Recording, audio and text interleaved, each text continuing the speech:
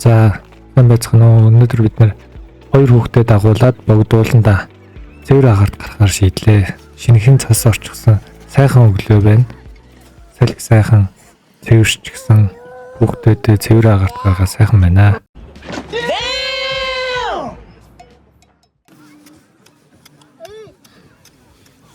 За.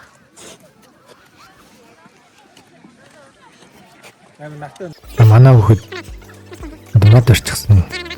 Юу ч хийе яваад. Аав нь одоо жоохон даарсан болохоор халуун сүдэд зайгаа угаас сууж байна. Манай баг маань дугуй оны гэсэн. Тэгээ унсан чинь өөрөө онцгсон.